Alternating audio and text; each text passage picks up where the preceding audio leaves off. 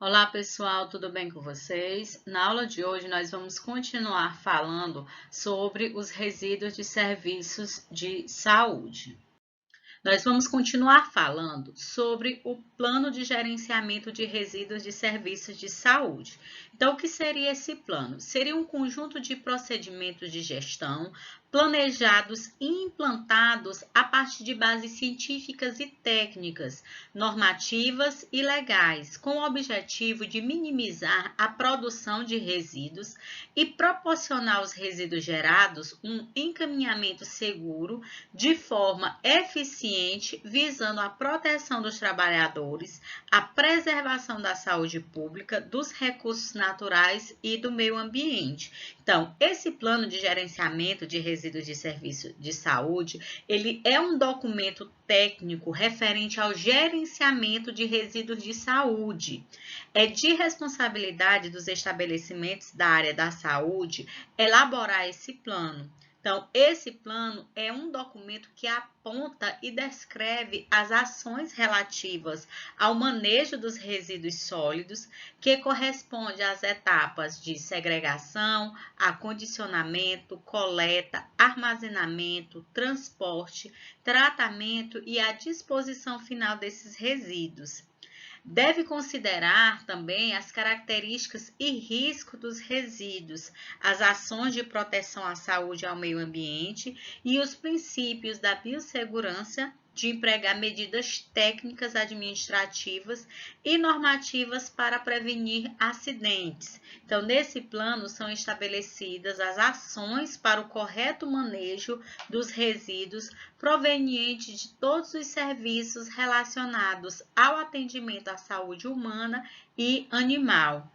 Esse plano, o plano de gerenciamento de resíduos de serviços de saúde, ele é regulamentado pelas resoluções número 283 de 2001 do CONAMA, a de número 358 de 2005 também do CONAMA e a RDC da Anvisa, número 306 de 2004. Então, o plano ele deve contemplar as medidas de envolvimento coletivo. O planejamento do programa ele deve ser feito em conjunto com todos os setores, definindo-se responsabilidades e obrigações de cada um em relação aos riscos. Bom, aqui nós vamos mostrar agora alguns modelos e sugestões para registro das informações necessárias para compor o plano de gerenciamento de resíduos de serviços de saúde. Então, aqui no primeiro modelo, nós temos os dados gerais do estabelecimento. Então, esse plano, a primeira informação que deve conter é os dados do estabelecimento, a razão social, o tipo de estabelecimento, nome fantasia, o CNPJ, qual é o estado, o bairro, o município que esse estabelecimento faz parte e o responsável legal por esse estabelecimento, bem como a data da sua fundação.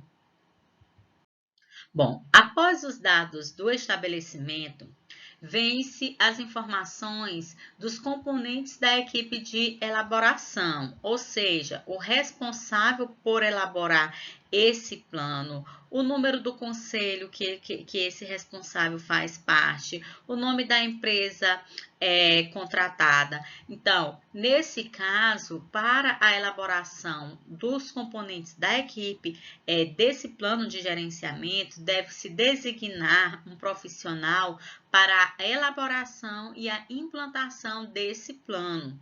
E os requisitos para essa função é justamente ter registro ativo junto ao conselho de classe que esse profissional faz parte, apresentar a anotação de responsabilidade técnica, que é essa ART, ou certificado de responsabilidade técnica ou documento similar, quando couber, compor uma equipe de trabalho de acordo com a tipificação dos resíduos gerados, O responsável legal é aquele que consta do alvará sanitário emitido pela vigilância sanitária.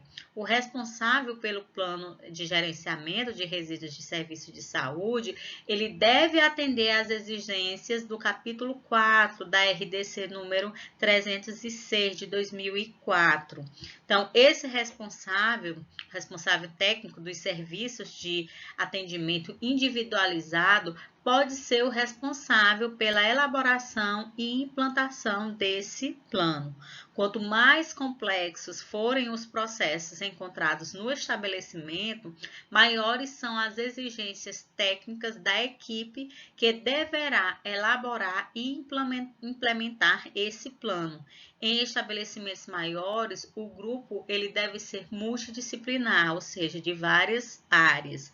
O sucesso de qualquer trabalho, ele depende muito da maneira como são escolhidos membros de uma equipe e de como estes utilizam os recursos, como dividem o trabalho e normatizam sua relação interna para a comunicação, a gestão de conflitos e outros processos. Então, por isso, recomenda-se que a escolha dos membros da equipe, ela deve ser respaldada de acordo com algumas características, como formação técnica para as tarefas, responsabilidades, as qualificações para as atribuições e funções, avaliação das competências de cada um e sua melhor utilização. Então, a equipe de trabalho ela deve ser treinada adequadamente para as tarefas e participar de todas as etapas do plano.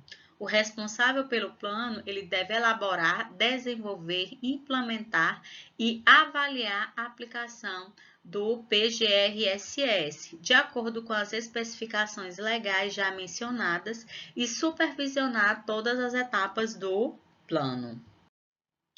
Em seguida, nós temos a caracterização do estabelecimento. Aqui são algumas informações relacionadas ao estabelecimento que gerem os resíduos de saúde, como informações do tipo número total de funcionários, a condição de funcionamento do estabelecimento, os tipos de serviços terceirizados, o número total de funcionários de empresas terceirizadas, a licença ambiental, quando exigido, o número e a data de validade, o horário de funcionamento, a estrutura física, informações sobre o abastecimento da água, condições urbanas em torno desse estabelecimento, como é feita a coleta de esgoto sanitário. Em seguida, nós temos um exemplo de organograma do estabelecimento, ou seja, são informações relacionadas a esse estabelecimento. Por exemplo, a diretoria e superintendência, o nome dos responsáveis. Em seguida, vem aqui, dentro dessa empresa, existem vários diretores, então esses diretores também têm que ter o nome mencionado, as gerências, os coordenadores. Então, todas essas informações, elas devem conter no plano de gerenciamento de resíduos de serviços de saúde. Em seguida, nós temos a caracterização das atividades e serviços desse estabelecimento, ou seja, os tipos de especialidades médicas e ou assistências que se existe nesse estabelecimento, quanto o número de atendimentos por dia, o número de leitos por especialidade, no caso desses resíduos serem provenientes de hospitais, a quantidade de profissionais que existe nessa empresa e o tipo de contrato desses profissionais, se é direto, se é terceirizado ou se é misto. Em seguida, nós temos as informações relativas aos tipos de resíduos que são gerados nesse estabelecimento. Então, nessa parte do plano de gerenciamento, deve conter informações relacionadas à quantidade de resíduos coletados por unidade, ou seja, de acordo com as unidades, qual é o tipo de resíduo do grupo A, do grupo B, do grupo C, do grupo D, ou resíduos especiais, a estimulação de quanto desses resíduos é gerado e o total de resíduos gerados desses grupos por mês. Identificar os resíduos, eles devem ser classificados nos grupos definidos em A, B, C, D e E, lembrando que esse grupo A ele é classificado de A1 até o A4. Nós também temos em seguida as informações sobre a coleta e o transporte externo desses resíduos. Ou seja, nessa parte deve conter informações relacionadas às empresas coletoras de serviços, ou seja, quais empresas elas coletam esses resíduos, o nome da empresa, o CNPJ, os tipos de resíduos e os documentos legais. Quais os tipos de veículos utilizados nessa coleta? A frequência de coleta, se é semanal, se é diariamente, se é dias alternados, se é 2 vezes na semana ou outra frequência. Então, o acondicionamento dos resíduos, eles devem levar em consideração identificar que tipos de recipientes são utilizados, como os contenedores dos resíduos de serviços de saúde, identificar os tipos de embalagens, sacos, plásticos, bombonas, caixas de papelão, caixa para perfurocortantes, dentre outras. Verificar se a quantidade de embalagens ela é compatível com os resíduos gerados. Identificar e verificar se existe definição e padronização dos contenedores de embalagens. Verificar se estão sendo respeitados os limites de preenchimento dos contenedores e embalagens. Verificar a adequação das embalagens para os resíduos químicos perigosos em função das suas propriedades físicas, verificar a existência de acondicionamento em recipiente adequado para os perfurocortantes, verificar se os contenedores são de material lavável, resistente à acupuntura, ruptura e vazamento, com tampa provida de sistema de abertura com cantos arredondados e resistentes ao tombamento. Em relação à coleta e o transporte externo, deve-se verificar quais são as empresas coletadoras e se as mesmas emitem certificação de conformidade com as orientações do órgão de limpeza urbana.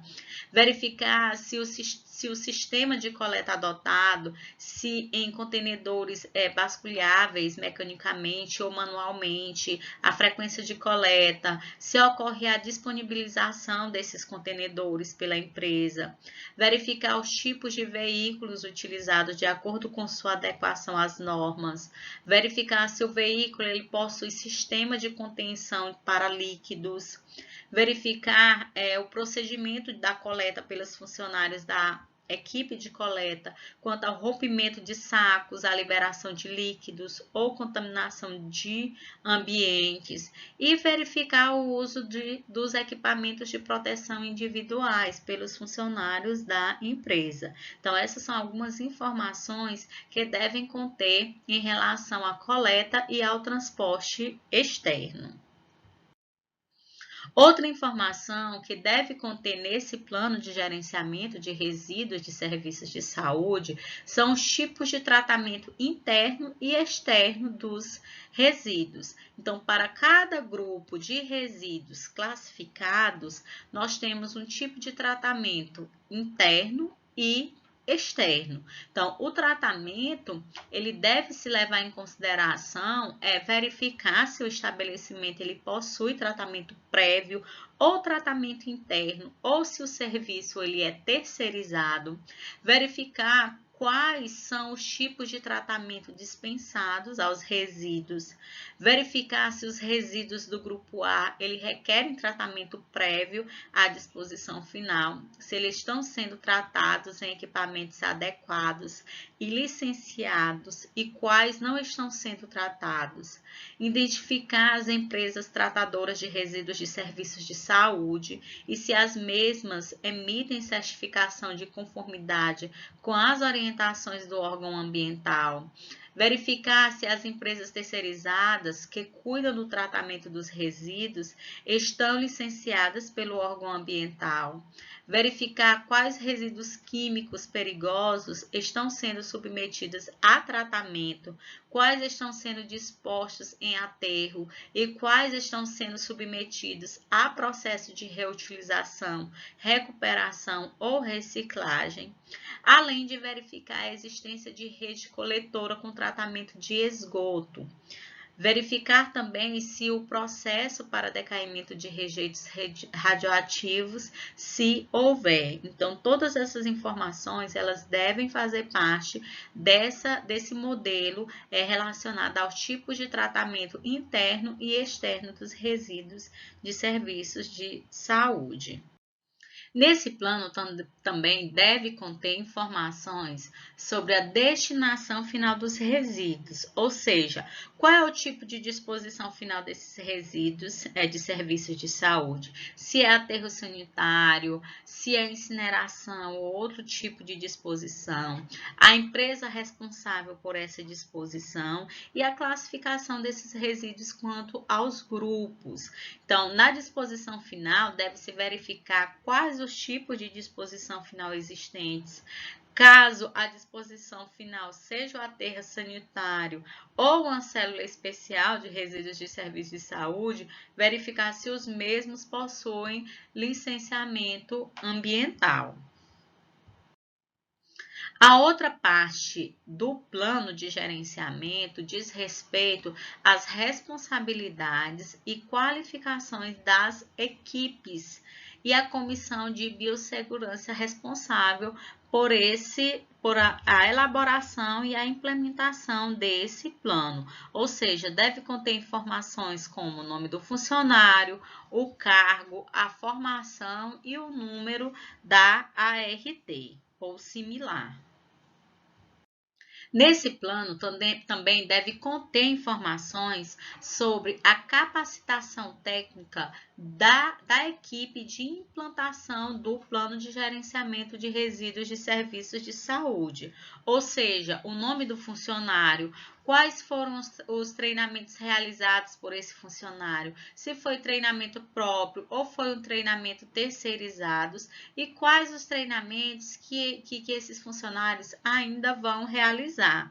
Ou seja, nessa parte abrange o envolvimento da organização para a realização do plano de gerenciamento de resíduos de serviços de saúde.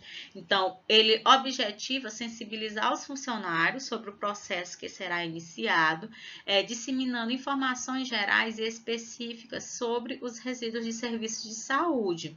Então, o que deve ser feito? Deve-se promover reuniões com os vários setores para apresentar a ideia, o possível esquema de trabalho e o que é esperado de cada unidade. Promover atividades de sensibilização sobre a temática, como, por exemplo, conferências, oficinas, filmes e outras.